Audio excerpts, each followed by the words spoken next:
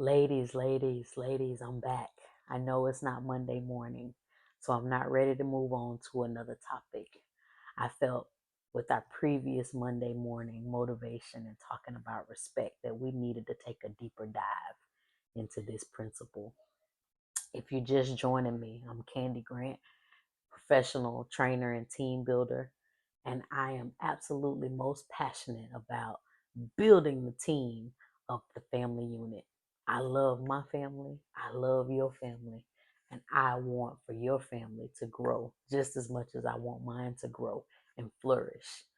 So I'm talking to my newlywed wives over 35, running that successful business, but you are trying to find your way through to be able to have a successful marriage. Well, I have great news because there is light. There is light in the tunnel, but you just have to do the work so that you can get there. If you're new to joining us, feel free to comment, subscribe to my channel because we are going on a journey of us being accountable, of doing some things different as wives so that we can guarantee that we will have joy, that we will have peace in our homes, in our marriages, within our families. So come along with us. Respect. That's what we were talking about on Monday with our Monday morning movement. And where there's respect, sometimes it's not as easy. It's not as easy as, okay, I always respect you. Talking about wives and some things that we could do to ensure that we are respectful to our husbands. Because as believers, we are required. That is a command given to us that we are to respect our husbands. But when you can't, how can you start?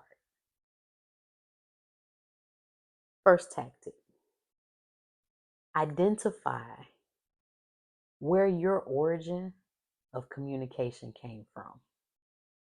And what do I mean by that? So, ladies, I grew up with grandparents. I had elderly grandparents who loved me. I love them. I think grandparents are one of God's greatest gifts to us. But in all honesty, in my family and part of my family, how we communicated and how I learned to communicate is when you disagree, you fuss and cuss. If you don't understand my point of view or you cross me in a way that you shouldn't have, guess what? There's dysfunction. There's an argument. That was the key for me to understand that the origin of my communication did not serve me well. When you think about your business that you're running, your career, when you go into your workplace, you understand that there is a level of respect that you should or that you must have for the people that you work with, especially if you are the leader of the pack. There is a way that you have to engage with the people that you work with on a day-to-day to produce whatever product it is that you produce, provide whatever service that you provide, and you have to be able to communicate with the people that you work with in an efficient way to get done what you need to get done. It's no different in your home. So if we can go to work and be respectful, shouldn't we be able to be respectful at home? You know that at work, you don't fuss and cuss when you disagree. You can't. There are consequences to fussing and cussing at work. So why is it that we feel so comfortable bringing that into our homes? Identify where the origin of your communication starts. Because sometimes, ladies, we are operating out of pain. You don't even realize it. Because guess what?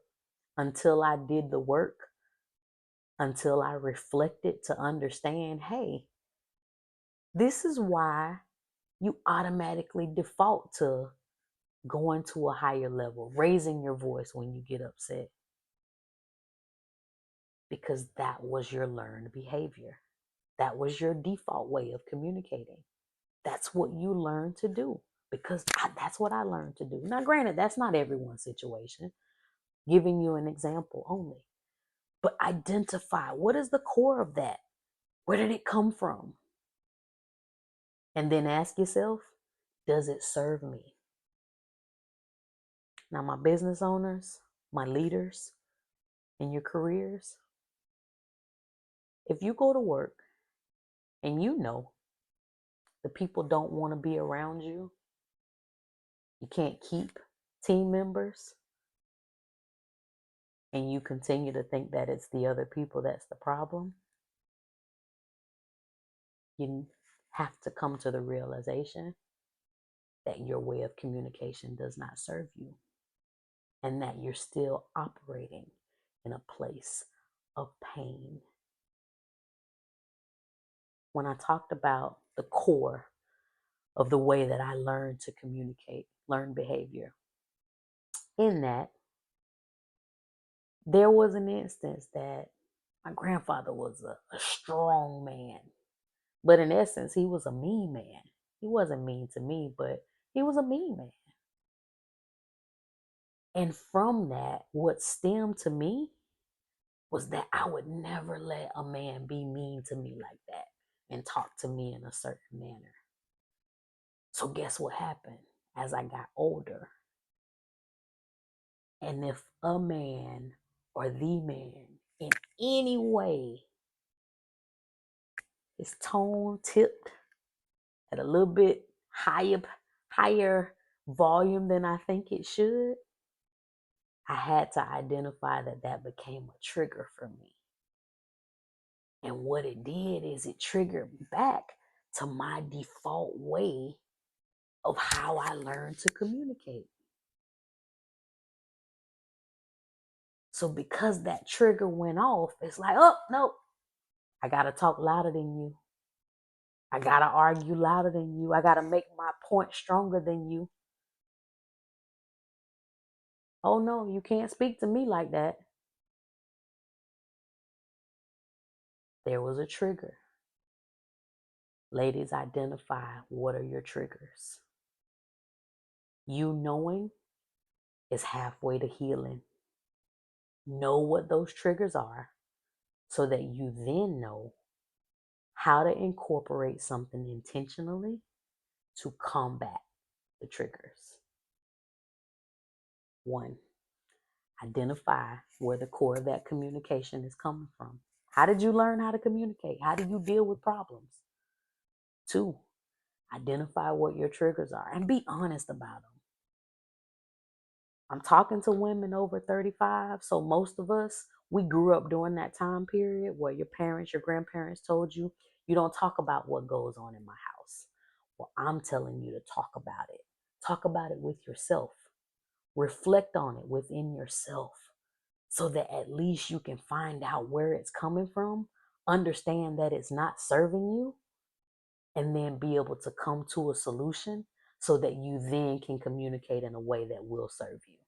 Not just for you, but for your family, for generations to come in your family, the relationships that you have within your businesses, your careers, so that you can move things forward. Know whether this mode of communication is not working for you. How can I then incorporate something intentionally to be able to combat my triggers? I'll give you something that I did. There was a time when my husband and I were in that dark tunnel trying to find our way. He could call me and I'm immediately agitated. I'm immediately aggravated. And he brought it to my attention. He's like, what is it about me that just makes you so upset? I can just see that you're irritated just because I called you. And I didn't realize I was doing that. But knowing it What I did is put something in place that immediately, intentionally combated that trigger. So, what was it? In my mind and on paper that I wrote down, whenever he calls me, no matter the tone, no matter what's going on, my response is, yes, my love. Yes, my love requires me in my mind and in my heart to come to a place of calmness, no matter what's going on. Yes, my love requires me to take that tone of voice that I'm utilizing, and it starts at the lowest level.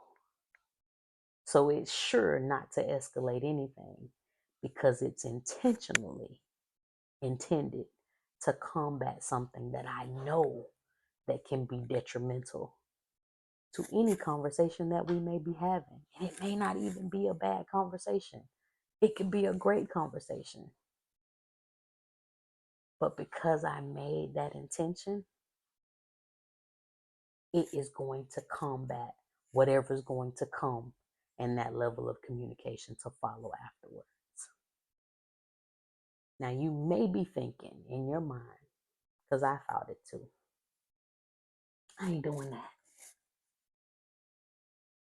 My last tidbit: be willing to serve your husband expecting nothing in return. You will get something in return, I guarantee you. But you do it. You serve him. You respect him.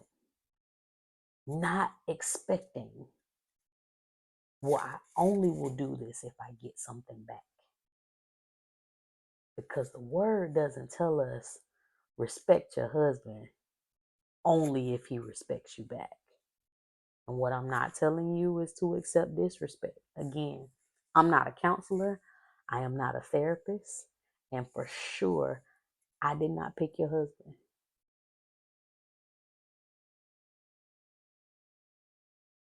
So I am not here to argue who married the right person, who didn't marry the right person. What I am here to argue is that we as wives, if we take a stand and are accountable for the things that we may not even know that we are doing that's wrong, that we can change, that we have the power to change, that we can change, and when we do change, they will bring forth transformation in your marriage like you have never seen before.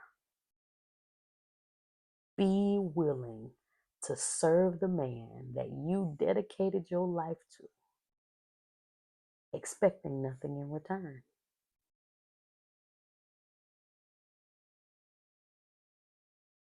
Let that simmer for a minute.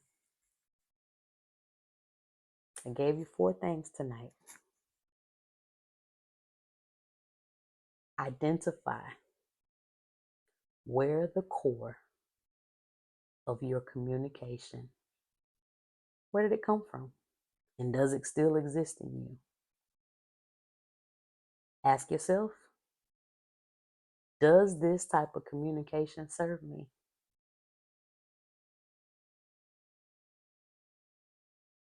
With the core of this type of communication, what are my triggers? What triggers me to go from 0 to 10?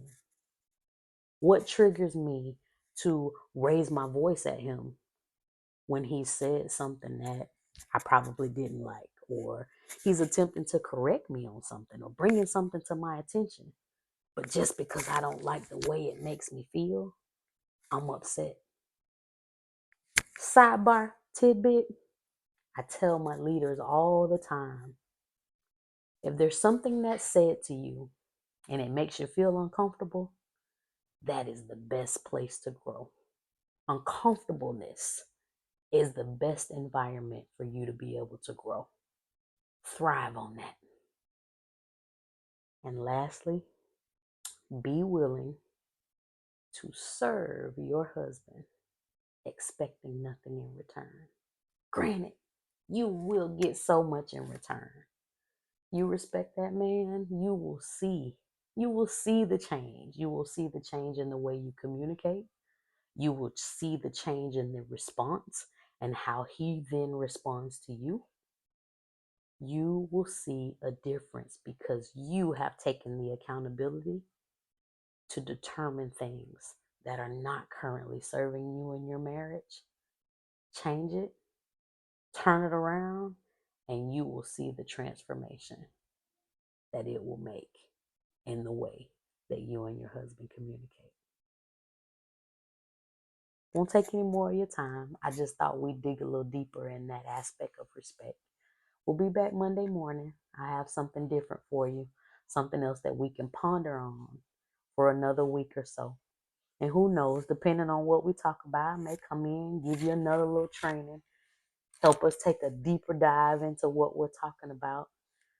But we're here now. We're on the journey. Again, if you like what you hear, feel free to comment, like our channel, subscribe to our channel, because we are going on a journey. We are going on a journey to have peace, to have joy, and to have nothing but excitement and flourishment in our marriages and in our family units. I can't wait to see you again on Monday. Thank you for tuning in tonight. Have a good one.